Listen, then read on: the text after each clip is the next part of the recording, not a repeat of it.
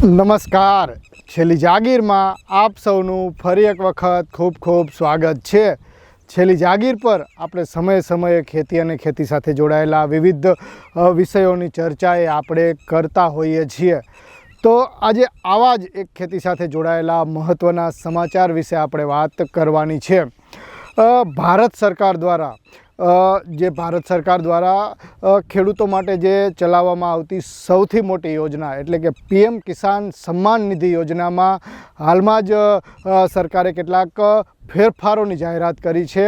આ ફેરફારો એવા છે કે જો ખેડૂતો તેને સમયસર નહીં જાણી લે અથવા તો એ પગલાં નહીં ભરે તો એમને જે દર વર્ષે જે 3 હપ્તામાં 6,000 રૂપિયા મળે છે એટલે કે દર 4 મહિને 2,000 રૂપિયાનો જે પીએમ કિસાન સન્માન નિધિનો હપ્તો મળે છે એ હપ્તો બંધ થઈ જશે। ભારત સરકારે આના માટે ખેડૂતોને 30 જૂન 2026 સુધીનો સમય એ આપી દીધો છે। હવે આ યોજનાની વાત કરીએ એટલે કે યોજનામાં થયેલા ફેરફારોની વાત કરીએ તો ભારત સરકારે પીએમ કિસાન સન્માન નિધિ સાથે જોડાયેલા તમામ ખેડૂતોને દર વર્ષે ફરજિયાત કેવાયસી કરાવવા માટે જણાવી દીધું છે।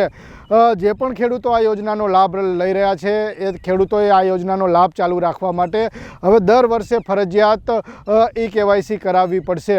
જો કોઈ ખેડૂત આ કેવાયસી નહીં કરાવે તો એમનો જે 2,000 રૂપિયાનો હપ્તો એટલે કે દર વર્ષે 6,000 રૂપિયાના 3 હપ્તામાં 6,000 રૂપિયા મળે છે એ હપ્તા બંધ થઈ જશે। હવે સવાલ થાય કે ખેડૂતોએ કેવાયસી કેવી રીતે અને ક્યાં કરાવવી? તો એનો જવાબ છે કે ખેડૂતો એક બહુ સરળ પ્રક્રિયા દ્વારા આ કેવાયસીનું કામ એ પૂર્ણ કરી શકે છે। જો કોઈ ખેડૂત મોબાઈલમાં જાણકાર હોય, જે ખેડૂતો મોબાઈલ વાપરે છે એ એમના જ મોબાઈલમાં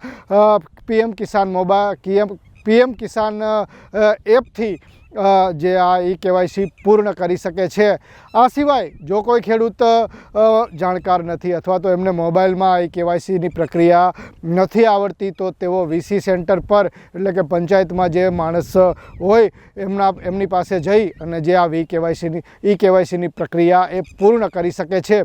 તો તમામ ખેડૂતોને વિનંતી છે કે આવતી 30 જૂન 2026 પહેલાં કેવાયસી પૂર્ણ કરો